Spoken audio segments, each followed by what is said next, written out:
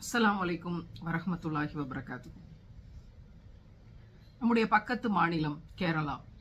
ரொம்ப தொலைவில் இல்லை.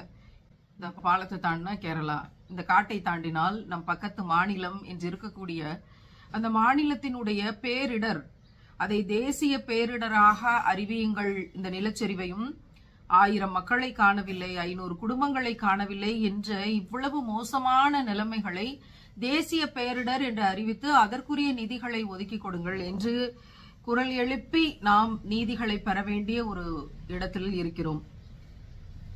அந்த வயநாடும் நாம் இந்த வாரம் முழுக்க பார்த்த காட்சிகளும் எதையெல்லாம் நினைவூட்டி இருக்கிறது? தன் பிள்ளையை அணைத்துக் கொண்டு அப்படியே மண் மேலே விழுந்து மரணித்து போயிருக்கிற ஒரு தாய்.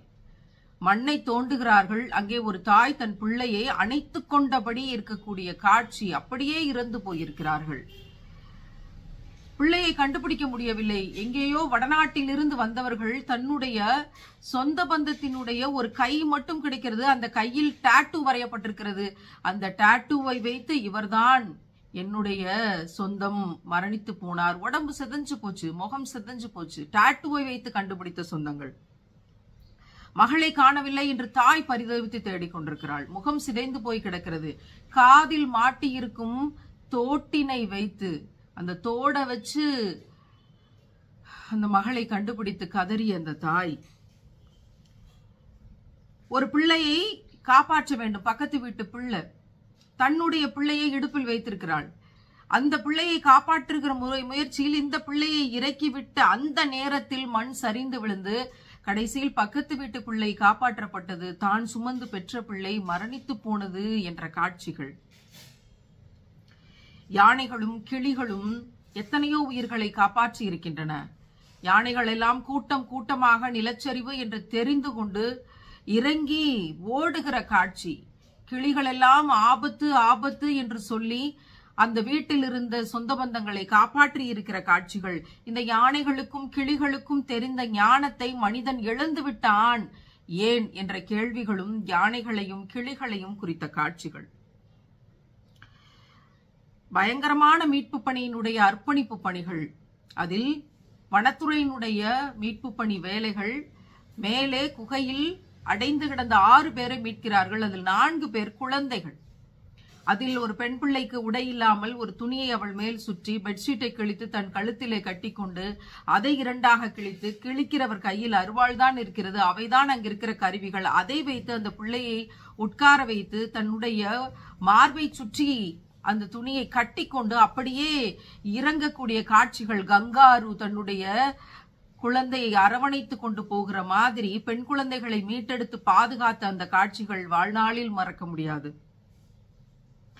ஒவ்வொரு வீட்டில், சிதிலமடைந்த வீட்டிலும் அவர்கள் குடும்பமாக எடுத்துக்கொண்ட படங்கள் கிடக்கிறது. குடும்பங்களை கண்டுபிடிக்க முடியவில்லை. சிதிலமடைந்த வீடுகளும் இடிந்து போன அந்த கற்களுமாக, படிந்து கிடந்த சேறுகளுமாக சொல்ல முடியாத சோகத்தை அவை விதைத்து சென்றிருக்கின்றன. இரவு தூங்க போவதற்கு முன்பாக இமாம் பள்ளிவாசலில் அறிவிப்பு செய்கிறார், பாதுகாப்பாக இருங்கள், மழை அதிகமாக பெய்கிறது என்று. ஆனால் விடுகிற ஃபஜ்ர் தொழுகைக்கு பள்ளிவாசலும் இல்லை, அறிவித்த இமாமும் இல்லை, மஹல்லாவில் இருந்த 300 குடும்பங்களும் இல்லை என்று அறிவிக்கப்பட்ட காட்சிகள். 500 குடும்பங்களை காணவில்லை, 2 மலைகளை காணவில்லை என்ற செய்திகளினுடைய கொடூரங்களும் அதிர்ச்சிகளும். மலையை காணுங்கிற காட்சியை யோசிச்சு பாருங்களேன். அந்த மலை எங்கே சரிந்து விழுந்திருக்கும், அதன் தாக்கம் எப்படி இருந்திருக்கும்னு யோசிச்சு பாருங்க. இந்த மாதிரி மிகப்பெரிய பாதிப்பு நடந்து கொண்டிருக்கிறது. தண்ணி வந்துருச்சு, யாராவது வந்து காப்பாற்றுங்கள் என்று முதல் தகவலை அங்கிருந்தக்கூடிய தீயணைப்பு படைக்கும் சில அலுவலகத்திற்கும் முதல் தகவல் அறிக்கையை அலைபேசி வழியாக கதறி அழுது முதல் தகவல் அறிக்கையை அனுப்பி பாதுகாப்பு செய்தியை கொடுத்த பெண்மணி மரணித்து விட்டார்கள். ஒரு முதல் தகவலை கொடுத்துவிட்டு இந்த உயிரை இந்த உலகத்தில் இருந்து பிரித்து கொண்டு சென்ற அந்த பெண்மணி. ஒரு பாட்டியும் பேத்தியும் வெள்ளத்தில் பாதிக்கப்பட்டு நடந்து போய் கொண்டிருக்கிற போது யானைகள் வந்து குறுக்கே நிற்கிறது, யானைகள் நம்மை கொன்றுவிடும் என்று அந்த கொடுமையான தருணத்தை உணர்ந்த அந்த பாட்டி யானைகளிடம் கைகூப்பி பேசுகிறாள். யானைக்கு புரியுமா புரியாதா என்று அந்த பாட்டி யோசிக்கவில்லை. யானைகளிடத்தில் கைகூப்பி பேசுகிறாள், எங்களை எதுவும் செய்து விடாதே என்று. யானை அழுததை இந்த பாட்டி பார்த்ததாக சொல்லுகிறார். யானையினுடைய கண்ணில் கண்ணீர் வந்திருக்கிறது. அந்த யானைகள் இந்த பாட்டியையும் பேத்தியையும் அந்த நாள் முழுக்க காத்திருந்து அவர்களை பாதுகாத்து அந்த இடத்தில் இருந்து அனுப்பியிருக்கின்றன என்ற செய்தியெல்லாம் மனிதனுடைய மூளைக்கு அப்பாற்பட்ட செய்திகளாக இருக்கின்றன. இஸ்லாமிய பெண் ஒரு ஜிப்லைனின் வழியாக இக்கரையிலிருந்து அக்கரைக்கு கோட்டை அணிந்து கொண்டு கையில மெடிக்கல் பாக்ஸை பிடித்துக் கொண்டு ஜிப்லைனில் பயணித்து அக்கரையில் சென்று ஒரு செவிலியர் மருத்துவம் பார்க்கக்கூடிய ஆச்சரியமான பணிகள். நான் என் பிள்ளைக்கு தாய்ப்பால் கொடுத்து கொண்டிருக்கிறேன். இந்த முகாமில், அகதி முகாமில், பாதிக்கப்பட்ட முகாமில் இருக்கக்கூடிய சிறு குழந்தைகளுக்கு தாய்ப்பால் கொடுக்கக்கூடிய வயதில் இருக்கக்கூடிய குழந்தைகள், எத்தனையோ பேர் தாயை இழந்து குழந்தைகள் கத்தி கொண்டிருக்கின்றன. அந்த பிள்ளைகள், திடீரென்று அனாதையாக்கப்பட்ட அந்த பிள்ளைகளுக்கு நாங்கள் தாய்ப்பால் கொடுக்கிறோம் என்று ஒரு இந்து சமூகத்தை சேர்ந்த ஒரு பெண்ணும் ஒரு இஸ்லாமிய சமூகத்தை சேர்ந்த ஒரு பெண்ணும் எவ்வளவு அழகாக அறிவிப்பு செய்து இந்த பணியை மேற்கொண்டிருக்கிறார்கள். இவையெல்லாம் மனிதனுடைய கற்பனைக்கு அப்பாற்பட்ட செய்திகள். ஒவ்வொன்றும் மானுட நேயத்தினுடைய வெளிச்சத்தை பரப்பிய விடுதுகளாய் கேரளாவினுடைய இந்த வயநாட்டின் பல்வேறு காட்சிகள் நம்மை உருக்குலைத்து போட்டிருக்கின்றன. எத்தனையோ நடிகர்கள் வந்தார்கள், எத்தனையோ கோடிகளை தந்தார்கள், எத்தனையோ தொழிலதிபர்கள் வந்தார்கள், 100 வீடுகளை கட்டித் தருகிறார்கள், 300 வீடுகள் கட்டுவதற்கு பொறுப்படுத்திருக்கிறார்கள் என்று எவ்வளவோ விடயங்கள் ஒரு பக்கம் இருக்கிறது. பணக்காரர்களும் பெரும் முதலாளிகளும் தொழிலதிபர்களும் செய்வதை விட இங்கே கிடைத்த பிரெட்டை தின்று கொண்டு நாள் முழுக்க இந்த பேரிடர் மீட்பு பணியில் இருந்தார்களே, களத்தில் இருந்தார்களே, வாலண்டியர்ஸ், ராணுவ வீரர்கள் இருப்பது ஒரு பக்கம், அவர்கள் எல்லாம் முழு பயிற்சி எடுத்துக்கொண்டு இருக்கிறார்கள். ஆனால் தன்னார்வலர்கள் என்று வாலண்டியர்ஸாக பல்வேறு பகுதிகளிலும் இருந்தும் போய் அதில் நிறைய இஸ்லாமிய சமூகத்தினுடைய பிள்ளைகளை பார்க்க முடிந்தது. அத்தனை நிகழ்ச்சி. இந்த ஜிப்லைனில் போய் அந்த பக்கம் போய் பாதிக்கப்பட்ட மக்களுக்கு நர்சிங் பண்ணணும்ன்ற ஒரு பெண், இஸ்லாமிய பெண், சுபஹான அல்லாஹ், நான் தாய்ப்பால் கொடுக்கிறேன் ஏழைகள், திடீரென்று அனாதைகளாக்கப்பட்ட பிள்ளைகளுக்கு, குழந்தைகளுக்கு, கை குழந்தைகளுக்கு என்று சொல்லி அந்த கை குழந்தைகளுக்காக தன் கை குழந்தையை தூக்கி கொண்டு போய் நின்று அந்த பிள்ளைகளுக்கெல்லாம் பசியாற்றினாலே ஒரு உன்னத தாய். அப்படி ஒரு இஸ்லாமிய பெண்ணை களத்தில் பார்த்தபோது இதுதான் மானுட நேயத்தை பரப்பக்கூடிய மார்க்கம் என்று இன்னும் கொஞ்சம் மகிழ்ச்சியாய் நிகழ்ச்சியாய் அவற்றை அணுக முடிந்தது. மேக வெடிப்பு காரணமாக இது நடந்திருக்கிறது. மேகத்திலிருந்து தண்ணி வெளியே வந்த பிறகும் கீழே இருந்து வெப்ப அலைகள் போய் அதை மேகத்துக்குள்ளேயே தண்ணியை உள்ள தள்ளி விட்டுரும்.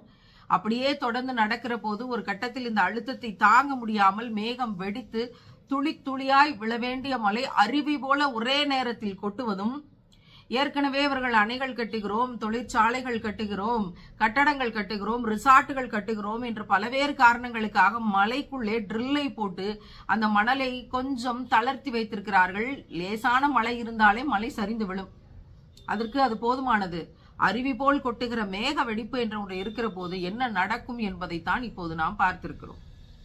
இது இங்கு மட்டுமல்ல, இனி வாரம் வாரம் நடக்கலாம், மாதம் மாதம் நடக்கலாம், ஒவ்வொரு மாநிலத்திலும் நடக்கலாம், எங்கெல்லாம் மலைகள் இருக்கிறதோ அங்கெல்லாம் நடக்கலாம். இனி இந்த பேரிடர் என்பது நமக்கு மாத நிகழ்வாக மாறி போகலாம் என்று விஞ்ஞானிகளும் நிலம் சம்பந்தப்பட்ட ஆய்வாளர்களும் அறிஞர்களும் இனி என்ன நடக்கும் என்பதை இப்படி எச்சரிக்கிறார்களே.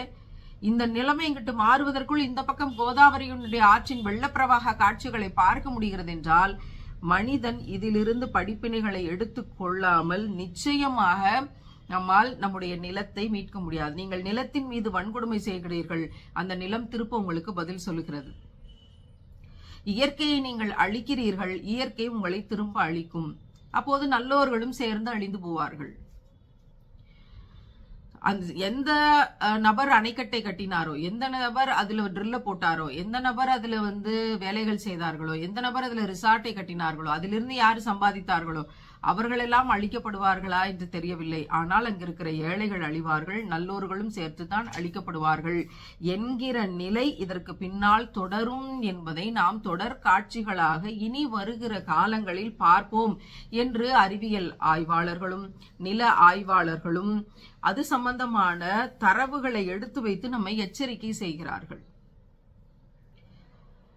ஒன்று, இவ்வளவுதான் உலகம், எப்ப வேணா என்ன வேணா நடக்கும், இறைவன் நாடி விட்டால் எது வேணாலும் அழியும், நாம் நமக்கென்று அப்படிங்கறது எல்லாத்தையும் சேர்த்து வச்சு பெரும் பணக்காரனாகி அப்படின்னு எனக்கென்று நான் வாழ்வது என்பதை தாண்டி பிறருக்காக, கண்முன்னால் பார்க்கிற ஏழைகளுக்காக, அனாதைகளுக்காக, சிறைப்பட்டோர்களுக்காக, ஆதரவற்றவர்களுக்காக அப்படின்னு கரிசனம் கொண்டு ஒரு நேர்மையான வாழ்க்கை அவர்களுக்கு உதவி கொண்டே வாழ்ந்துவிட்டு கடக்க வேண்டும்ங்கிற படிப்பினை ஒரு பக்கம்.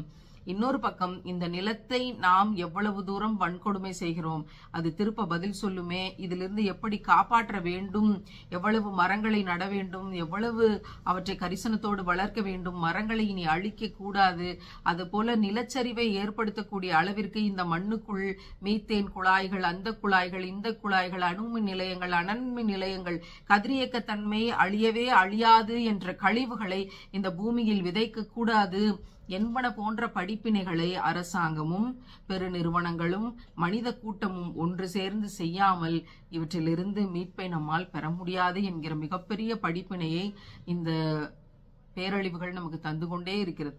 இவற்றையெல்லாம் அரசியலாக்கி கடந்து போவோம் என்றால் இவை தொடரத்தான் செய்யும். போனவர்கள் ஷஹீத் என்ற அந்தஸ்தோடு போயிருக்கலாம். இருக்கிறவர்களுக்கு, அந்த துன்பத்தை அனுபவிக்கிறவர்களுக்கு, அதிலிருந்து மீண்டு வருவதற்கு உயிரோடு போராடுபவர்களுடைய நிலைமை இன்னும் மோசம். அவர்கள் அனைவருக்காகவும் நாம் தொடர்ந்து பிரார்த்தனைகள் செய்வோம். அவர்களுடைய கடினங்கள் லேசாகட்டும், அவர்களுக்கு தேவையான உதவிகள் கிடைக்க பெறட்டும். இதிலிருந்து அவர்கள் மீண்டு வருவதற்கு வல்ல ரஹ்மான் கருணை செய்யட்டும். இந்த படிப்பினைகளை நம் அடுத்த தலைமுறை பிள்ளைகளுக்கு, நம் வீட்டில் வளர்ந்து கொண்டிருக்கிற பிள்ளைகளுக்கு ஏற்றி வைப்போம். இதுதான் வாழ்க்கை என்று தெரிந்த பிறகு இந்த நில்லாமை, இயலாமை, எதுவுமே நிரந்தரமாக இருக்கும் என்பது உறுதி இல்லை என்பது தெரிந்த பிறகு பங்களாக்களுக்கும் பிராண்டடுகளுக்கும் வாக்கப்பட்ட ஒரு வாழ்க்கையை வாழாமல் எளிமையாக வாழ்ந்து இறைவன் நமக்கு தந்ததை பிறருக்கு பகிர்ந்து கொடுத்து வாழ்வோம். அதற்குரிய கூலியை மறுமையில் பல மடங்காக பெருக்கி இறைவன் நம் கைகளில் தருவான். அந்த ஆனந்தத்திற்காக இந்த பூ உலகின் ஆனந்தம் என்று சொல்லக்கூடிய அலங்கார வாழ்க்கையிலிருந்தும் ஹராமான வாழ்க்கையிலிருந்தும் மீண்டு வர வல்ல ரஹ்மான் கிருபை செய்வானாக. ஆமீன்.